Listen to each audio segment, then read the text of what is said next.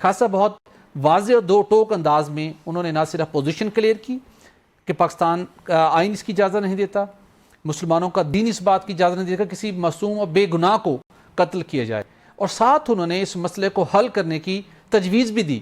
ان کی تجویز کو اور ان کے اس کو بیان کو کس نگاہ سے دیکھتے ہیں؟ بھارتیوں کے لیے کیا میسیج تھا اور اقوام عالم کے لیے کیا تھا؟ ایک بٹی صاحب میں بتاتا چلوں، جو مفتی عبدالرحیم صاحب ہیں، یہ اس وقت جو ملت اسلامیہ پاکستان ہے اس کی ایک انتہائی معتبر شخصیت ہے۔ ان کا بہت علمی حلقوں میں، علماء کے حلقوں میں، تمام مکاتب فکر کے جتنے بھی ہمارے مکاتب فکر ہیں ان میں بہت احترام پایا جاتا ہے، اور بے پناہ دینی خدمات ہیں جن کی۔ بالکل۔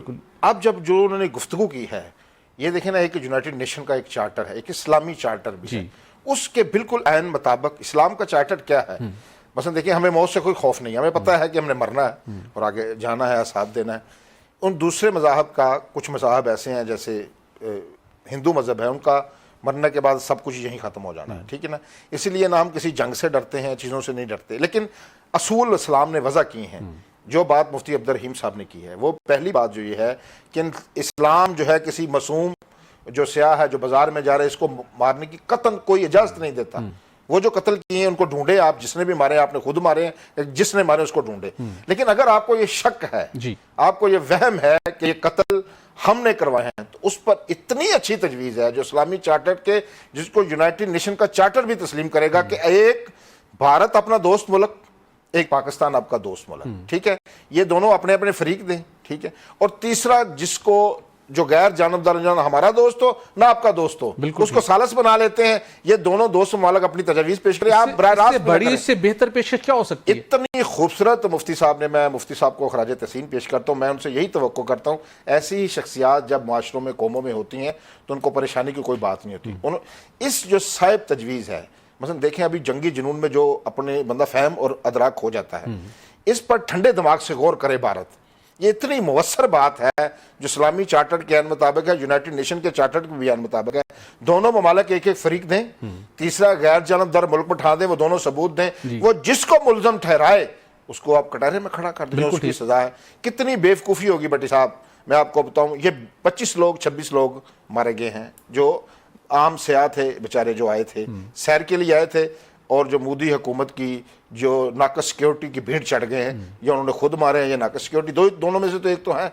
اب بھینٹ وہ چڑھ گئے ہیں جو معصوم لوگ ہیں، اب ان 20 لوگوں کا مقدمہ لے کر، 26 لوگوں کا مقدمہ لے کر مودی صاحب آئے ہیں میدان میں۔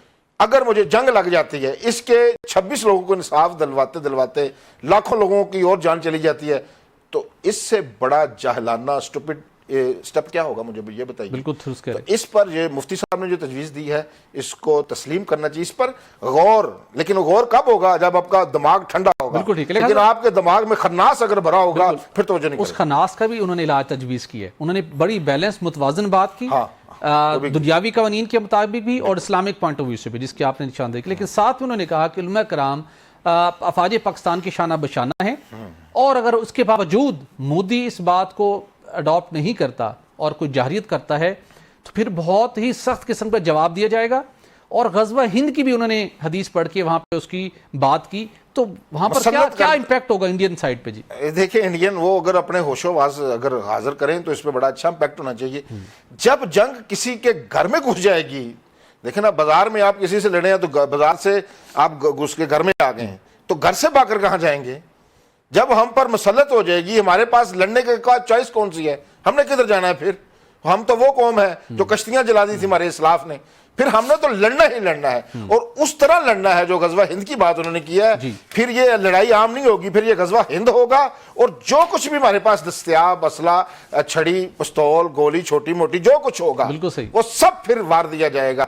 زندہ ہی نہیں رہیں گے، ریاست ہی نہیں رہے گی، تو پھر جو اسلحے کے ذخائر اکٹھے کیے وہ کیا کر رہے ہیں؟ ان کا اچار ڈالنا ہے، اچار نہیں ڈالنا۔ وہ کسی جس کے لیے بنے ہیں اس کے لیے بنے ہیں، جانے کے لیے، امن پرامن۔ ہم بارہا کہہ رہے ہیں پوری دنیا کو، ہر پاکستانی، بلکہ اس وقت تو میں سمجھتا ہوں جو حکمران تو حکمران ہے، ہر شہری ایک بہتر، یہی اس کی تجویز ہے کہ ہمیں لڑنا نہیں ہے، لیکن اگر جنگ مسلط ہوئی تو پھر تاریخ یاد رکھے گی، ایک نئی تاریخ غزوہ ہند کی صورت میں مفتی عبدالرحیم صاحب کی بقول یہ پوری ہوگی انشاءاللہ۔ بالکل ٹھیک۔